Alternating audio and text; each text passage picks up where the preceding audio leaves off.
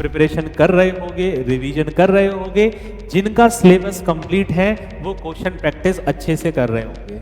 फिर भी हम डिस्कस करते हैं कि और क्या चीज़ें हैं जो हम इस 30 दिन में कर सकते हैं। इन 30 डेज में आप कुछ नई चीज़ ना पढ़ के जो चीज़ आपने पढ़ी है उसको अच्छे से रिवाइज करिए, उसके रिलेटेड क्वेश्चन सॉल्व करिए। अगर आप किसी भी सेक्शन का क्वेश्चन किसी और पार्ट में करेंगे वो इवेल्युएट नहीं होगा। ऐसा नहीं होना चाहिए कि आपने आंसर को ठीक से रीड ही नहीं किया। आप बेटा उस चैप्टर को प्रेफरेंस दो जो कि आपका भी थोड़ा कम प्रैक्टिस में है। Hello all of you, my name is Rishabh Pronia and यहाँ पे आज हम डिस्कस करने वाले हैं कि अब जो टाइम बाकी है आपके पास, यानी बोर्ड में क्या आपकी स्ट्रेटेजी होनी चाहिए जो आपको मैक्सिमम स्कोरिंग करवा दे, दैट इज 95 प्लस। और अगर हम सीबीएसई की बात करें बेटा, तो यहाँ पे आपका जो सिलेबस है वो बिल्कुल ये कह सकते हो कि इतना है कि यहाँ पे बहुत ज़्यादा पेपर प्रिडिक्टेबल हो सकता है। कुछ बहुत ज़्यादा वास्ट सिलेबस है नहीं, पर हाँ कुछ सब्जेक्ट में सिलेबस वास्ट है। जैसे कि अभी के लिए आपके पास जो चैलेंजिंग सब्जेक्ट हैं that is science, math and social science. तो आज के इस वीडियो में हम ये देखेंगे कि अब हमारा ये 30 दिन का गेम प्लान क्या होने वाला है, कि लास्ट मोमेंट पे हम कैसे अपने स्टडी को अच्छी तरीके से फ्रेम करें, प्लान करें और उसको एग्जीक्यूट करें, जिससे आप मैक्सिमम स्कोर कर पाओ आपके बोर्ड एग्जाम्स में। ठीक है, आई होप कि आप अपने लेवल पे कुछ ना कुछ प्लान करके बैठे होगे, प्रिपरेशन कर रहे होगे, रिवीजन कर रहे होगे, जिनका सिलेबस कंप्लीट है वो क्वेश्चन प्रैक्टिस अच्छे से कर रहे होंगे।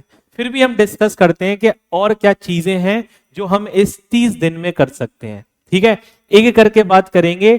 आप कोशिश करना कि एक एक पॉइंट को बहुत ध्यान से सुनो और चीजों को समझो कि इस टाइम पे क्या नीडेड है। ठीक है, ध्यान से देखेंगे। अगर हम बात करें, अब वो समय है जब आपको स्मार्ट स्टडी करना है। आपको क्या करना है? Smart study. देखो हार्डवर्क तो हमेशा से नीडेड था, पर जैसा आपके पास टाइम कम है, अपने पास 30 डेज लगभग हैं बोर्ड एग्जाम से पहले, तो उस समय आपको बहुत ज्यादा प्लानिंग करनी पड़ेगी और उसको एग्जीक्यूशन भी करना होगा। उस प्लानिंग पे आपको वर्क भी करना होगा। फिर दूसरा आपको वर्क करना है इफेक्टिव आंसर राइटिंग पे। बहुत दफा होता है कि आपकी थ्योरी प्यूरी प्रिपेयर है, पर जब क्वेश्चन सामने आता है तो उसमें हम क्या मैटर डालें, अपने आंसर को कैसे एक्सप्लेन करें, डायग्राम के फॉर्म में करें, पैराग्राफ के फॉर्म में करें, पॉइंट्स के फॉर्म में करें।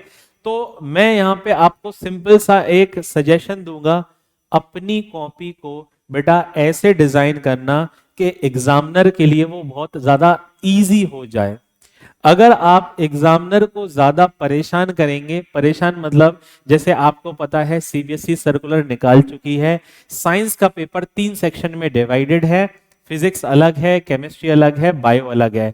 तो बेटा अगर आप बायो वाला क्वेश्चन फिजिक्स के सेक्शन में करेंगे तो इवेल्युएट नहीं होगा, मींस उसकी करेक्शन नहीं होगी। अगर इस चीज को बहुत सारे बच्चे अवॉइड कर देंगे ना, तो वो अपने काफी एटलीस्ट 10 मार्क्स तो बचा लेंगे। सपोज करो किसी ने कोई क्वेश्चन दूसरे सेक्शन में कर दिया, बेटा वो चेक ही नहीं होगा, तो आपका तो लॉस हो जाएगा ना। यहां पे वही चीज हमको देखनी है कि क्या हम राइटिंग स्किल अपनी रखें, कैसा कंटेंट प्रोवाइड करें, और मिनिमम टू मिनिमम एक एग्जामिनर आपकी कॉपी पे लगभग 5 मिनट स्पेंड करते हैं। बेटा वो ये देखते हैं कि आपने कितने कीवर्ड्स यूज करे। सपोज करो आप चाहते हो कि जो आंसर राइटिंग आपने करी है और जो इंपॉर्टेंट कीवर्ड्स आपने यूज करे हैं, तो बेटा उनको सेपरेटली अंडरलाइन कर दो। ठीक है, कि जब एग्जामिनर आपकी कॉपी चेक कर रहा होगा ना, तो वो वहां पे देख लेगा कि आपने इस कीवर्ड को यूज किया है। किसी भी आंसर्स को अगर आप डायग्राम फॉर्म में रिप्रेजेंट करते हो, एक्सप्लेन करते हो, तो वो भी आपका अच्छा आंसर राइटिंग स्किल में काउंट होता है। फिर अगर अपन देखेंगे अवॉइड सिली मिस्टेक्स, जो मिस्टेक्स अपन करेंगे, जैसे स्पेलिंग मिस्टेक हो गया बेटा, अगर आप बोर्ड में 3 स्पेलिंग मिस्टेक करते हो, गलत स्पेलिंग लिखते हो बेटा, तो 3 गलत स्पेलिंग पे आपका हाफ मार्क्स कटता है। ठीक है, एंड प्लानिंग क्या रहेगी आगे देखेंगे। अभी आपकी स्मार्ट स्टडी में क्या आएगा? सबसे पहले आपका एनसीईआरटी फाउंडेशन है, जितने भी एनसीईआरटी बेस्ड कंटेंट हैं, जितने भी एनसीईआरटी बेस्ड क्वेश्चंस हैं बेटा, आपको उससे स्टिक करना है। सारे एनसीईआरटी के जितने भी डायग्राम हैं बायो, फिजिक्स और केमिस्ट्री में बेटा आपको बाय हार्ट याद होने चाहिए और उनकी एग्जैक्ट लेबलिंग याद होनी चाहिए। अब आप इस दौरान इन 30 डेज में आप कुछ नई चीज ना पढ़ के जो चीज आपने पढ़ी है उसको अच्छे से रिवाइज करिए, उसके रिलेटेड क्वेश्चन सॉल्व करिए। जैसे अगर हम बात करें फोकस ऑन चैप्टर वेटेज, अभी हम एक प्लानर बनाएंगे जिसमें हम डिवाइड करेंगे कि आपके 10th सीबीएसई बोर्ड में सब्जेक्ट वाइज हर चैप्टर का वेटेज है। ठीक है, हर चैप्टर का वेटेज है, तो हम अपने प्लानर को ऐसे प्लान करेंगे कि हम हाईएस्ट वेटेज चैप्टर को पहले कवर करेंगे जो हमारा प्रिपेयर नहीं है, एंड हम उससे कम वेटेज वाले को बाद में प्रेफरेंस में रखेंगे। इससे होगा क्या कि आपका majority of the marks cover up पहले ही हो चुका होगा, जिससे आप अपने प्लानर में अच्छे से देख पाओगे कि हाँ इस सब्जेक्ट में हमको ये नीडेड है, इस सब्जेक्ट में अब हमें ये प्रैक्टिस करनी है। देखो 30 दिन का गेम प्लान है, अगर आप इसको एग्जीक्यूट नहीं करोगे, प्लान नहीं करोगे बेटा, ये समय निकल जाएगा और इसके बाद अपने पास टाइम भी नहीं है। तो क्यों ना इन 30 दिन को ऑर्गेनाइज किया जाए, एक प्लानर बनाया जाए और उसको अकॉर्डिंग प्रैक्टिस की जाए। नेक्स्ट अगर हम बात करें, अब आप पीवाईक्यूज और रिवील दी पैटर्न। बेटा जब भी आप पीवाईक्यू टैकल करते हो आपको पैटर्न समझ में आता है, तो आप कोशिश करिए कि आप एटलीस्ट 6 या 7 इयर्स के पीवाईक्यू सॉल्व करिए, जिससे आपका सेल्फ कॉन्फिडेंस बूस्ट होगा। आपको एक पैटर्न दिमाग में आएगा कि हाँ बोर्ड में इस पैटर्न का क्वेश्चन आता है। दूसरा मैं आपको बता दूं कि बेटा बोर्ड ने मेमोरी बेस्ड जो पैटर्न था ना वो खत्म करके अब कॉम्पिटेंसी बेस्ड बढ़ा दिया है। अगर आप सीबीएसई का सर्कुलर चेक करोगे बेटा, तो उन्होंने अपनी साइट पे कॉम्पिटेंसी बेस्ड क्वेश्चन को रिलीज किया है चैप्टर वाइज, सब्जेक्ट वाइज, और उन्होंने बताया है कि ये कॉम्पिटेंसी बेस्ड क्वेश्चंस हो सकते हैं। तो बेटा आप वहां से उन क्वेश्चन को डाउनलोड करके वैसे पैटर्न के क्वेश्चन को जब प्रैक्टिस करोगे तो आपको और ज्यादा आइडिया होगा कि बोर्ड का एग्जाम कैसे हो सकता है। ठीक है, दूसरा यूज ऑफिशियल सीबीएसई रिसोर्स, जिनकी हम बात कर रहे हैं। सीबीएसई ने अपना कॉम्पिटेंसी बेस्ड क्वेश्चंस को रिलीज किया है, आप उनको देख सकते हो। तो board test concept not just memory, यानी बोर्ड अब कंसेप्चुअल नॉलेज पे ज्यादा टेस्टिंग करेंगे रेदर देन वो आपकी मेमोरी चेक करने के बजाय। तो आपको मेमोरी बेस कम रखना है, आपको रखना है कंसेप्चुअल क्वेश्चंस सॉल्व करने हैं। सर इसके बाद क्या हो सकता है? अब स्पीड एक्यूरेसी क्या होगी?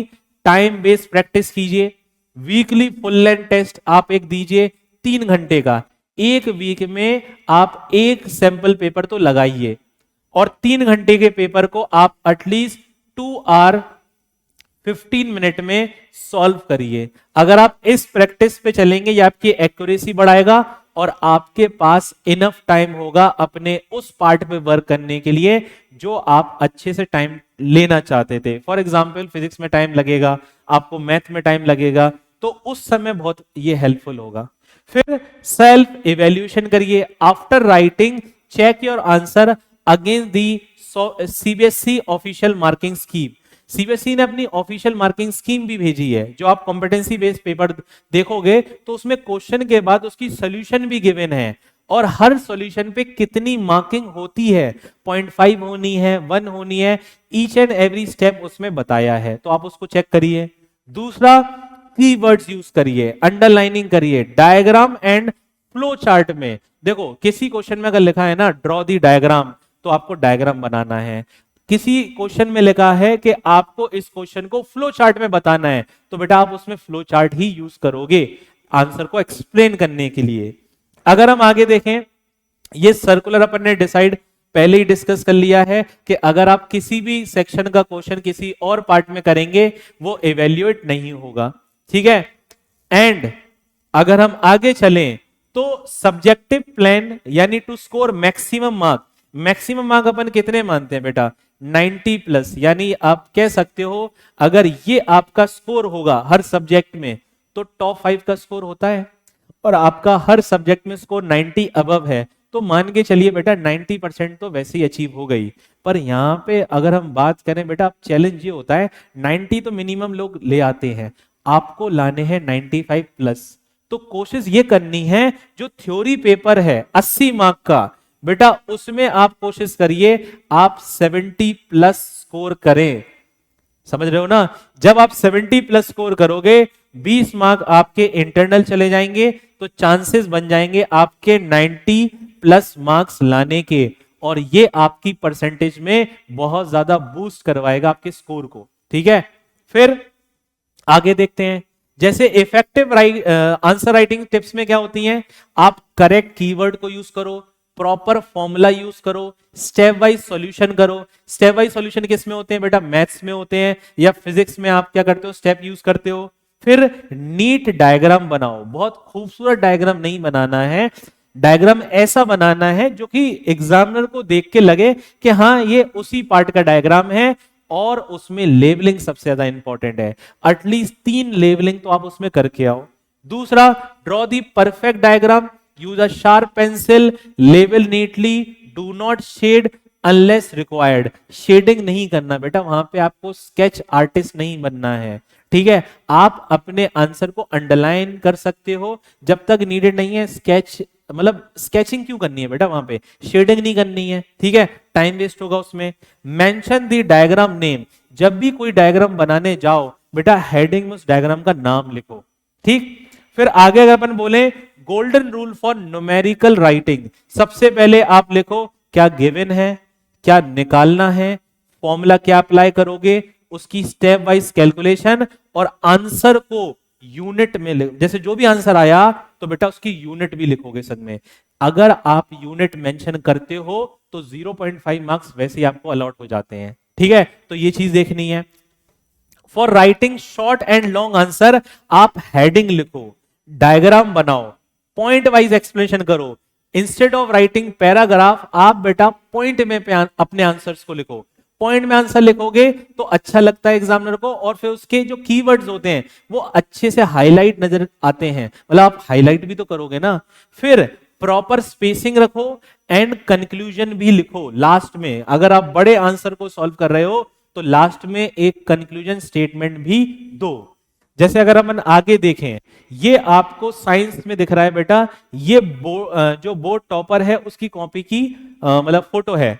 अगर आप देखो यहाँ पे फिजिक्स में इसने डायग्राम बनाया है, प्रॉपर लेबलिंग करी है। ये देखो यहाँ पे एक पैराग्राफ लिखा है, फिर स्पेस करके प्रॉपर डायग्राम बनाया है, एंड देन उसके बाद स्पेस है। ये बायो में देखो आप, डायग्राम बना है, प्रॉपर लेबलिंग रखी है, और आंसर को पॉइंट में लिखा है, 2 पॉइंट के बीच में स्पेस भी दी है।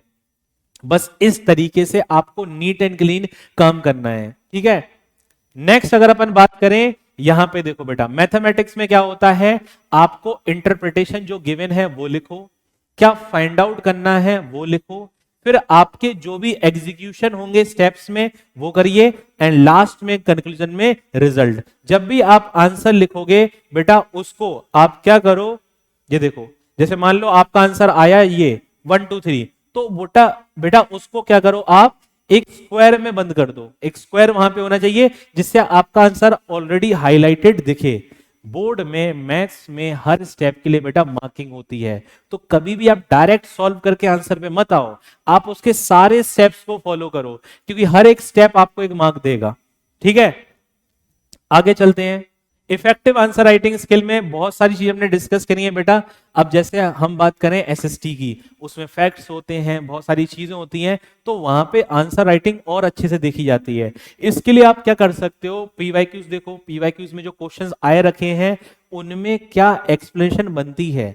अगर आप उन आंसर्स को रीड भी करोगे ना तो फ्रेमिंग सीखोगे। आपको एज इट इज छापनी नहीं है, पर हाँ आपको एक आइडिया मिल जाएगा कि अगर ये क्वेश्चन आया तो हम इसमें क्या क्या पॉइंट्स डाल सकते हैं, क्या क्या कीवर्ड्स लिख सकते हैं। तो आप सैंपल पेपर तो वैसे ही सॉल्व कर रहे होगे, तो उससे आपको आइडिया मिल जाएगा। नेक्स्ट अगर हम बात करें लास्ट कि क्या मिस्टेक्स अवॉइड करनी है, तो क्या करो बेटा, not reading the question properly. ऐसा नहीं होना चाहिए कि आपने आंसर को ठीक से रीड ही नहीं किया, तो आप सही आंसर कैसे लिखोगे। और उस पीयर प्रेशर में एग्जाम हॉल में बेटा होता है कि प्रेशर में अपन कभी कभी आंसर को अच्छे से नहीं पढ़ते, मतलब क्वेश्चन को अच्छे से नहीं पढ़ते, जिससे मिस्टेक्स हो जाती हैं।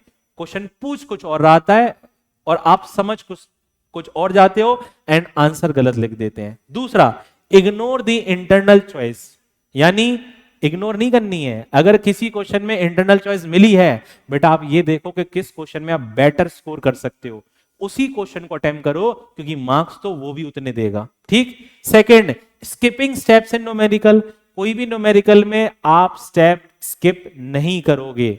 Second, incomplete diagram and maps, कोई भी डायग्राम इनकम्प्लीट कब होगा बेटा, आपने डायग्राम तो बना दिया, लेबलिंग नहीं करी, मैप में आपने सही से लेबलिंग नहीं करी, तो ये चीजें आपको स्किप नहीं करनी है। और मैप वर्क तो स्कोरिंग होता है, इजी भी होता है, तो जितने भी मैप्स हैं आप देख लीजिए, एक पूरा मैप घर पे रख लीजिए, एक बंडल रख लीजिए या उसको फोटोकॉपी करा लीजिए और बिना देखे उसको रोज मैप करिए, यानी उसको रोज प्रैक्टिस करिए। Second, panic on tough question, देखो बेटा आपका पेपर सेक्शन वाइज है, ठीक है, तो उसमें ये नहीं बताया कि कौन सा सेक्शन पहले करना है, तो आप जैसा बोर्ड में पेपर डिजाइन है ना वैसे ही करो, पहले बायो करो, फिर फिजिक्स करो, फिर केमिस्ट्री। हर सेक्शन के बाद एक जगह खाली रखना थोड़ी सी, कि बाई चांस अगर आपको कुछ भूल गए तो स्पेस हो आपके लिए। तो अगर टफ क्वेश्चन है ना तो बेटा उसके लिए जगह भी छोड़ सकते हो आप, पर पैनिक मत करना, ईगो पे मत लेना कि भैया उस क्वेश्चन को हम बैठ के उसी समय सॉल्व करेंगे और फिर उससे होगा क्या बेटा, आपका टाइम वेस्ट होगा। इंस्टेड ऑफ दिस आप पूरे पेपर को सॉल्व करो, फिर बचे समय में आप उस चीज को वापस से अटेम्प्ट करो। पेपर को 2 अटेम्प्ट में पूरा करना है, पहले वो करिए जो आ रहा है सेक्शन वाइज, एंड देन बचे समय में आप उस पार्ट को टाइम दो जो कि थोड़ा टफ क्वेश्चन था। लास्ट मिनट न्यू स्टडी, बेटा अब सिर्फ रिवाइज करने का समय है, कोई नई चीज एक्सपेरिमेंट करने का टाइम नहीं है। दूसरा, lack of planning and confidence, proper plan build करिए जिससे आपका कॉन्फिडेंस और एक्यूरेसी बढ़े। सर प्लान कैसे करें, ध्यान से देखना, बस ये लास्ट पार्ट है, इधर देखो। अगर हम यहां पे बात करें, आपको स्क्रीन पे कुछ दिख रहा होगा, जिसमें जो ग्रीन पार्ट है बेटा वो हाईएस्ट वेटेज है, और जो थोड़ा कम, मतलब जैसे ये जो लाइट येलो कलर सा जो है बेटा, ये इंपॉर्टेंट तो है पर इसका वेटेज कम है। तो हम क्या करेंगे, इस वेटेज के अकॉर्डिंग अपना खुद का एक पर्सनल प्लानर बनाएंगे। जैसे मान लो आज आपने ये प्लान बनाया डे 1, तो डे 1 में हम क्या करेंगे, ध्यान से देखना यहां पे। जैसे मान के चलो लाइव प्रोसेस को हमने कोड दिया है S1, how do human reproduce को दिया है S2, ठीक है, ट्राइंगल्स को हमने दिया है M1 और नेशनलिज्म इन इंडिया को दिया है SS1। तो हमको करना क्या है, हम क्या करेंगे, हमारे पास 30 दिन है, तो एक चैप्टर हम ले लेंगे साइंस का और एक चैप्टर ले लेंगे हम मैथ का और आधा चैप्टर हम ले लेंगे SST का, हाफ चैप्टर लेना है आपको। तो डे 1 का शेड्यूल आपके पास है। सर आपने साइंस मैथ और SST ही क्यों लिया, हिंदी कंप्यूटर और इंग्लिश भी तो है बेटा, ये आपका मेजर पार्ट है। अगर आपने इन 30 दिनों में इसको ऐसे ऑर्गेनाइज कर लिया ना डे 1 के डेज वाइज, तो आपका मेजॉरिटी ऑफ दी सिलेबस तो 30 दिन में कंप्लीट हो जाएगा।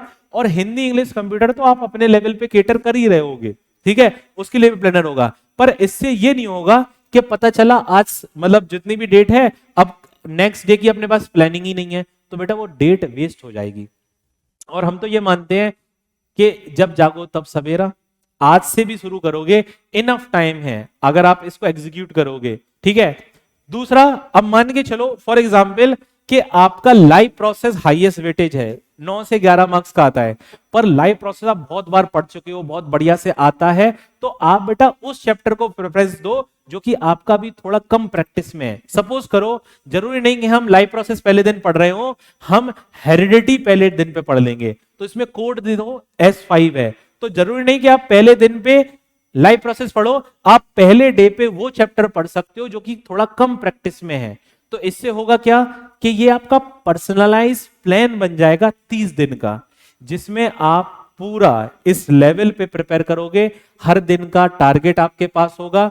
देखो कोई भी टाइम टेबल अगर अपन बनाते हैं, कोई भी प्लानिंग अगर अपन करते हैं, तो बेटा उसमें कभी भी कोई भी 100% अचीव नहीं कर सकता, पर हाँ मैक्सिमम 70 to 80% हम अचीव कर सकते हैं। और इतना भी कर लिया ना बेटा तो 30 दिन का तो फायदा हो ही जाएगा। ठीक है, कोई मायने नहीं रखता आपने पढ़ा नहीं पढ़ा, कोई मायने नहीं रखता कि आपने साल भर बर्बाद करी है, पर बेटा अब जो समय आपके हाथ में है उसको यूटिलाइज कर सकते हैं आपके बोर्ड एग्जाम के लिए। बोर्ड चैलेंजिंग होता है, नो डाउट होता है, लाइफ टाइम में एक बार बनता है और इसकी मार्कशीट जिंदगी भर काम आती है, पर अगर हम इसमें इस टाइम पे अपना बेस्ट एफर्ट दे देना तो हमारा रिजल्ट मिनिमम टू मिनिमम 90% तो अचीव हो सकता है। और ये इतने ही सही हो जाएगा कि अगर आपने 30 डेज को प्लान करके पीवाईक्यूज को डील करके कॉम्पिटेंसी बेस्ड क्वेश्चन को सॉल्व करके, तो आपका अच्छा खासा बूस्ट क्या हो जाएगा, सेल्फ कॉन्फिडेंस। ओवर कॉन्फिडेंस खराब होता है, सेल्फ कॉन्फिडेंस खराब नहीं होता है। ठीक है, तो मेरे साइड से इतना ही था कि आपको ये वेटेज वाइज चैप्टर्स को देख के फिर आप अपना पर्सनलाइज प्लानर बनाएं और फिर इस चीज को अच्छे से एग्जीक्यूट करें। हो सकता है कि डे 1 के जो आपका टारगेट था वो कंप्लीट ना हो, तो बेटा दूसरे दिन को वेस्ट मत करना, बेटा उस दिन के टारगेट आप कंप्लीट करना। ठीक है, तो अगर हम बात करें लास्ट, फिजिक्स वाला आपके साथ है हर प्लेटफॉर्म पे, चाहे वो ऑफलाइन हो चाहे वो ऑनलाइन हो, कोई सा भी प्लेटफॉर्म हो। अगर आप विद्यापीठ में पढ़ते हो, अगर आप ऑनलाइन पढ़ते हो या यूट्यूब पे रिकॉर्डेड लेक्चर देखते हो, हर वीडियो में आपको कहीं ना कहीं हेल्प मिल रही होगी। जहां से भी आप पढ़ते हो, जहां से भी आपकी फ्रीक्वेंसी मैच होती है, बेटा वहां से आप पढ़िए और चीजों को कंप्लीट करिए। अब लास्ट समय है, wish you all the very best. आप बहुत बढ़िया करेंगे तब जब आप इसको ऑर्गेनाइज अच्छे से करेंगे। ठीक है, तो ऐसी स्ट्रेटजी वीडियो में मिलते रहेंगे अपन। बीच में बोर्ड से रिलेटेड जितने भी इंपॉर्टेंट क्वेश्चंस होते हैं, ठीक है, वो भी आपको मैं शेयर करूंगा एक वीडियो के फॉर्म में, तो आप उसको देखिएगा और आपको कंसेप्ट रिवाइज करने में हेल्प मिलेगी। मेरी कोशिश ये रहेगी कि मैं यहाँ पे सारे कंसेप्ट्स को रिवाइज करा दूं थ्रू यूट्यूब शॉर्ट्स, वो इंपॉर्टेंट टॉपिक्स पे related. Okay, thank you very much, stay safe and stay blessed.